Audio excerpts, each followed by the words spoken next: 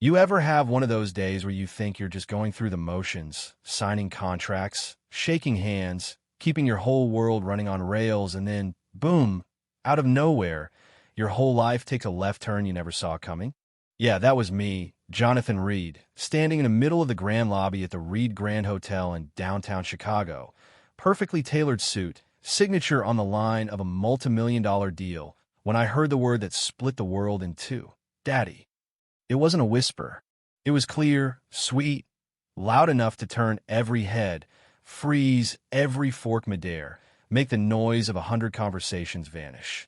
And there she was, a little black girl, curls bouncing, grin so big you'd think she owned the place, running straight at me like she'd known me forever. I didn't know what hit me harder, a fact that she called me daddy, or that, looking down, I saw my own chin, my eyes, my smile, staring back from that tiny, trusting face. She wrapped her arms around my leg and looked up with pure joy. "Hi, Daddy," she said like it was the most natural thing in the world.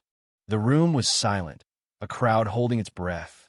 Then, through the hush, her mother Maria Alvarez, in her staff uniform, rushed in, pale and flustered, scooping her up, apologizing in frantic whispers, blaming a hotel magazine for the mix-up. But her eyes didn't meet mine, and when I asked, "Her name's Maya," the answer came out quiet, almost guilty. "Yes, she's 5. You know that moment you realize the past isn't done with you? It's not knocking. It's barging in, calling you daddy in front of your board of directors. My right-hand man, Grant, slipped up beside me, low voice in my ear. "Remember Denver? Charity Gala, 6 years ago. You blacked out. She helped you." My mind flashed to that night, a thin gold necklace with an M pendant left on my pillow, a memory I never could quite shake. Maria clutched Maya tighter, whispering to leave, but I stopped her. "Don't go. Take her to your room. I'll need to talk to you both later." When they disappeared down the staff hallway, I stood staring after them, heart pounding, questions swirling like a storm. Back in my penthouse, city lights blurred by rain on glass. I poured a scotch, no ice, just burn-in, dug out that necklace from the drawer where I'd kept it all these years. Still smelled faintly of lavender. I remembered that morning in Denver, confused, alone, but somehow cared for. And now here was this little girl, this echo of my own face, blowing my ordered life apart. I buzzed Grant. "Give me everything on Maria Alvarez." Quietly. He didn't ask why. That's why he's lasted a decade by my side. Meanwhile, Maria sat in her cramped staff quarters, Maya asleep beside her, an old photo in her hands, her own secret reminder of a morning in Denver, a night she never meant to mean so much. She whispered to herself, "It wasn't supposed to happen like this." But you know how kids are, they don't wait for your plans. The next morning, Maya was drawing by the lobby window, and I watched her, how she moved, the bounce in her step, the freedom I'd lost somewhere along the line. I knelt beside her, said, "Hi there." She beamed, "Hi, Daddy." I told her gently, "I'm not really your daddy." She shrugged. "Mommy says people say silly things when they're scared." She held up a drawing to man in a suit, a little girl with a balloon, "My dad," written above them. I couldn't help but laugh. Maria rushed in, breathless, but I stayed calm. I reached into my coat pocket, pulled out the necklace. "I still have it," I told her.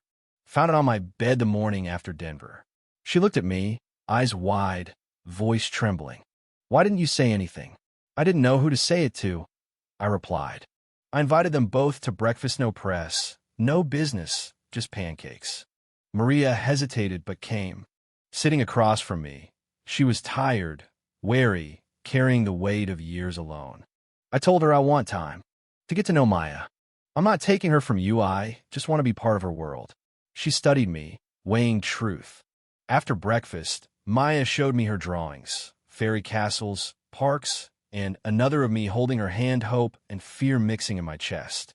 I asked Maria for a paternity test, not from doubt, but because truth matters. She agreed. No lawyers, no press, just us. Days passed in a blur. The results came in 99.9% probability. She was mine. Relief and regret flooded Margaret for years missed. Relief for a chance to make it right. I called Maria, told her gently. She nodded. "All right, let's talk about what comes next." not as a CEO, but as her father. That day, Maya handed me a drawing of family, 3 stick figures holding hands, my home written above. I promised Mariano legal threats. No headlines, just mornings like this, time earned, not given. But peace never lasts. Whispers began, PR catching wind, questions circling. Maria found a threatening note slid under her door. Eyes are watching. I told her, I won't let anyone threaten you. But she reminded me, people like me don't survive your world without scars. Then let me share the burden, I said. She nodded. That night, as Maya slept, we stood together, the city as our witness, knowing something had changed. At work, the executive team circled like sharks, worried about image. I stood in front of them and told the truth. Her name is Maria Alvarez. She works here. She raised a daughter on her own. That daughter is mine. They asked if it affected public image. Only if we let it. Maria, meanwhile, was targeted again. Another note, this one threatening her safety. I moved her and Maya to a safer suite, despite her protests. No more secrets, she said. No more, I promised. When a leak finally happened, a tabloid headline screaming, "Billionaire's secret daughter with housekeeper," I released a video. No press conference, no spin, just me, a father speaking to the world. This isn't a scandal. It's a second chance, and I intend to honor it. The public responded with empathy, some praised, some doubted, but the tide was shifting. Owen Madsen, an old partner I'd left behind after exposing his fraud, started stirring the pot, feeding the press, leaking edited tapes, dredging up old pain. He wanted chaos, not justice. I faced the board, 12 faces, power and legacy on the line. I handed out files, laid out the truth of Owen's sabotage. I exposed him. Now he's coming for me, my family, this company. I'm owning every part of my story. Can any of you say the same? They deliberated. By noon, I got the Cali, kept my chair. Relief, but then another leak me voice from years ago, out of context. More noise, more headlines. I played the full, uncut tape at a town hall, live, unedited. I'm not proud of every moment in my past, but I've never stopped trying to do right by the people who trusted me. The applause was real this time. But Owen kept coming, using old secrets, digging into tragedies from decades ago, a construction fire, 2 men lost, whispers of cover-ups. Instead of hiding, I visited the families, confessed, and published a letter admitting my failures and what I'd done to change. Maria stood with me through every storm.